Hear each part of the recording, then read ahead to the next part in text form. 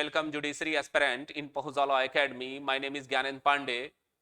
आज अपने supreme court के लेटेस्ट जजमेंट के सीरीज को आगे बढ़ाते हुए आज एक और केस को हम देखेंगे जिसका नाम है राकेश रमन वर्सेस मिसेज कविता। इस केस में माननीय सुप्रीम कोर्ट ने यह अब निर्धारित किया कि यदि पति और पत्नी के बीच का संबंध इरिटेबल हो गया है, अपरिवर्तनीय रूप से टूट गया है, तो उसे पुनः हम स्थापित करते हैं तो यह एक प्रकार से क्रूरता होगी और हिंदू मैरिज एक्ट की धारा 13(1)(a) के तहत वह क्रूरता माना जाएगा।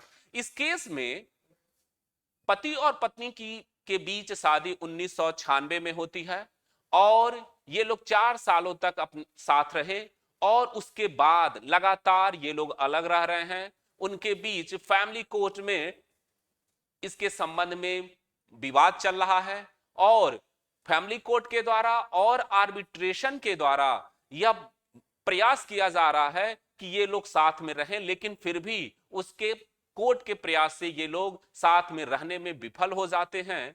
तो वह अगर पुनः हम इसको स्थापित करते हैं तो यह एक क्रूरता होगी। इस केस के तहत फैमिली कोर्ट और मीडिएशन के द्वारा इन बार बार प्रयास करने के बावजूद भी ये लोग अपना दाम्पत्य जीवन पुनः स्थापित नहीं करते, तो फैमिली कोर्ट ने इनके बीच डाइवोर्स की डिग्री पास की और इस आदेश की अपील हाई कोर्ट में होती है।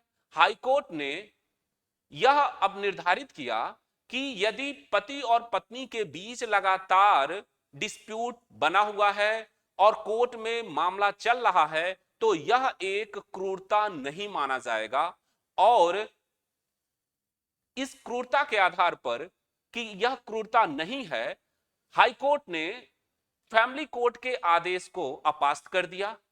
अब पति जो है इस आदेश के विरुद्ध सुप्रीम कोर्ट में अपील किया। सुप्रीम कोर्ट ने यह अब निर्धारित किया कि यदि लगातार काफी समय से पति और पत्नी के बीच कोर्ट में मामला पेंडिंग है और बार बार प्रयास करने से मुकदमेबाजी लगातार चल रही है और बार बार प्रयास करने से भी ये लोग दाम्पत्य अधिकारों को, दाम्पत्य जीवन को पुनर्स्थापित नहीं करते, तो अगर उनको हम पुनः एक साथ रहने का आदेश देते हैं तो यह क्रूरता होगी, क्योंकि यह दिख रहा है कि वो लोग साथ रहना नहीं चाहते, शादी पूर्ण रूप से टूट चुकी है। तो इन्हें इस आधार पर कि केवल मुकदमेबाजी को क्रूरता हम नहीं मानेंगे, सुप्रीम कोर्ट ने हाई कोर्ट के इस आदेश को अपास्त करते हुए इनके बीच डाइवोर्स की डिग्री पास की।